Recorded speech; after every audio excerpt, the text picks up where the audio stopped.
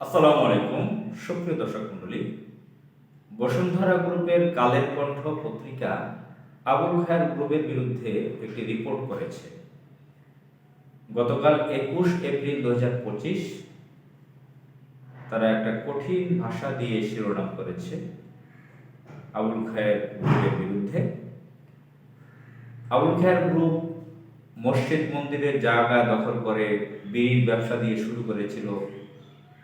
মানুষ কষ্ট করে ব্যবসা করে পরিশ্রম করে তারা পাকা পথ নিচ্ছে সম্পদশালী হওয়ার জন্য, কোম্পানিকে বড় করার জন্য কোট আনকোট। তারা বিভিন্ন মানুষের জমি দখল করেছে, পাহাড় দখল করেছে,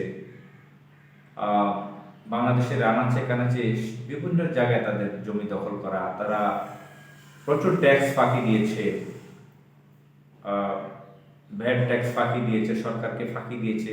আওয়ামী লীগ সরকারের পক্ষে থেকে অনেক সুযোগ সুবিধা আদায় করে নিয়েছে, কোট আনকোট। এ ধরনের একটি রিপোর্ট তারা করেছে কালের কণ্ঠ পত্রিকায়। পুরো রিপোর্টটি আমি পড়লাম। তো এ ধরনের রিপোর্ট বিভিন্ন পত্রিকাগুলোতে আমি দেখে আসছি বহু বছর যাবৎ। তো মাত্র কয়েকদিন আগে একটি জাতীয় দৈনিক পত্রিকার অফিসে আমি কয়েকজন সাংবাদিকদের কাছে বসেছিলাম, সাংবাদিকদের কাছে একটি আড্ডায়। তো তখন গণমাধ্যমের মিডিয়ার স্বাধীনতা নিয়ে, সাহস নিয়ে কথা হচ্ছিল। সেখানে একজন সিনিয়র সাংবাদিক ছিলেন, বয়স্ক। তো আমি বললাম, বাংলাদেশের পত্রিকাগুলো, মিডিয়াগুলো, ইলেকট্রনিক্স মিডিয়া হোক আর প্রিন্ট মিডিয়া হোক, সবগুলো তো কর্পোরেট গোষ্ঠী।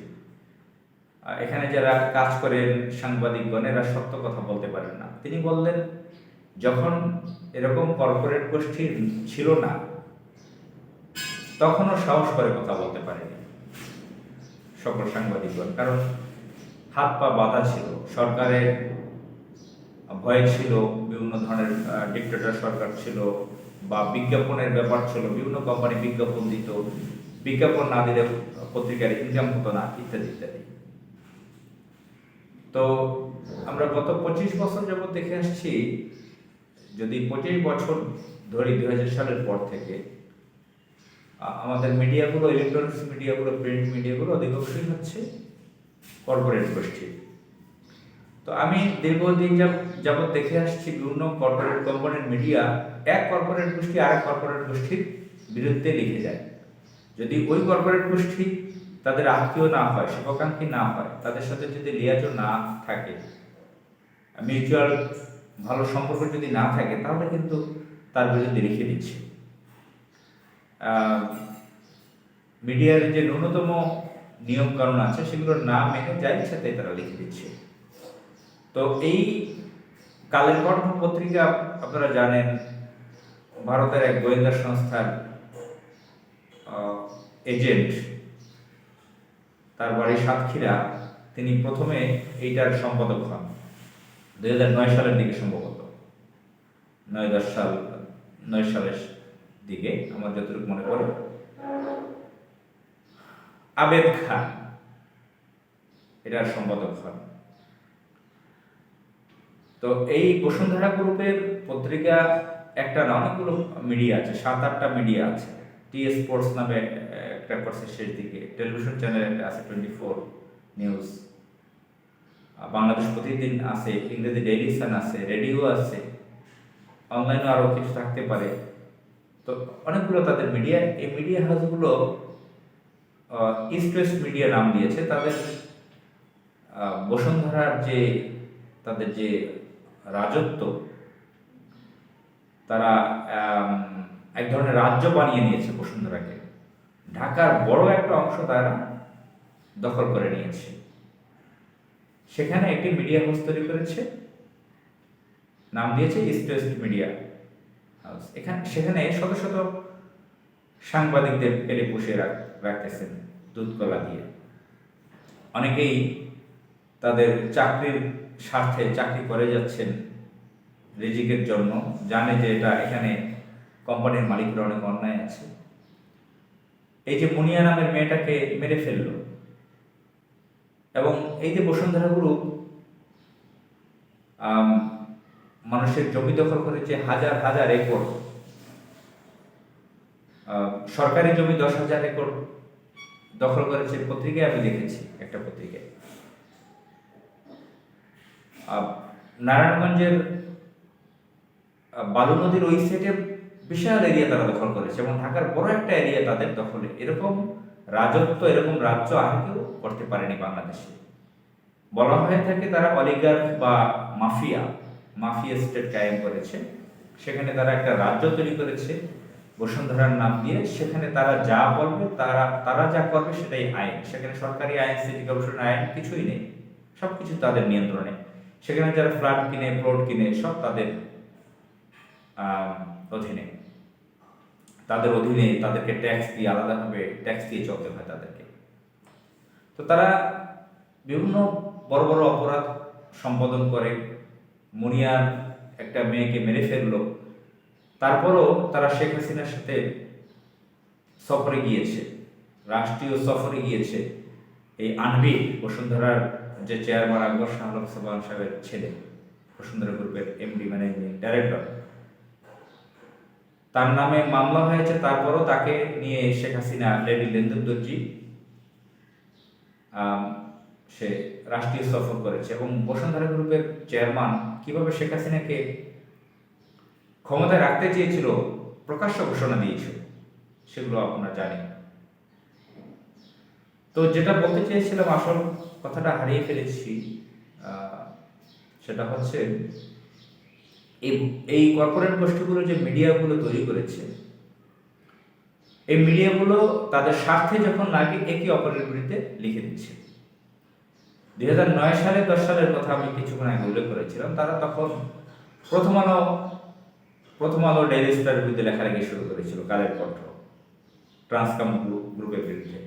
তখন অনেকে দেশপ্রেমিক লোকজন মনে করেছিল ট্রান্সকম গ্রুপ ভারতীয় মিশন নিয়ে কাজ করে বা ইসরায়েলি মিশন নিয়ে কাজ করে। ইসরায়েলি যে ফ্রাঞ্চাইজিং কোম্পানিগুলো আছে তার সবই তো ডিলার ট্রান্সকম গ্রুপ, তারা ইসলামের বিরুদ্ধে কাজ করে, এটার বিরুদ্ধে লেখালেখি করে কালের কণ্ঠ। তাহলে আমাদের জন্য এটা ভালো একটা পত্রিকা, আমাদের পক্ষে লিখবে, এরকম অনেকে মনে করেছিল। কিন্তু না, সেটা তার রাজত্বের জন্য সে তাকে থ্রেট মনে করছে, স্বার্থের জন্য। এই জন্য প্রথম আলোর বিরুদ্ধে তারা লিখেছিল, এখনো মাঝে মাঝে প্রথম আলোর বিরুদ্ধে তারা লিখে। প্রথম আলো তো আরেক ঘাতক, বাংলাদেশের বিরোধী শক্তি, তারা ভারতের হয়ে কাজ করে। আবার এই কালের কণ্ঠ আরো বিভিন্ন গ্রুপের বিরুদ্ধে লিখে। আবার আসিয়ান গ্রুপের একটি পত্রিকা আছে, মানব কণ্ঠ সম্ভবত। তো এইভাবে এশিয়ান টিভি আছে, আপনার বিজয় টিভি আছে, মোহনা টিভি আছে, ইন্ডিপেন্ডেন্ট টিভি, সময় টিভি, আপনি এনটিভি, আর টিভি, যেখানে যাবেন আপনি, 21 টিভি, প্রত্যেকটা ইলেকট্রনিক্স মিডিয়া, প্রিন্ট মিডিয়া, তাদের নিজস্ব বড় বড় কোম্পানি রয়েছে। তারা যখনই তাদের স্বার্থে লাগে তারা একে অপরের বিরুদ্ধে লিখে যাচ্ছে। এদিকে বসুন্ধরার জন্য বড় একটা থ্রেড হচ্ছে যমুনা গ্রুপ। যমুনা গ্রুপের বিরুদ্ধে তারা লেখালেখি করেছে। আবার যমুনা গ্রুপও লেখালেখি হয়েছে যমুনা গ্রুপের পত্রিকায়, যুগান্তরে, ইউনাইটেড গ্রুপ সম্পর্কে।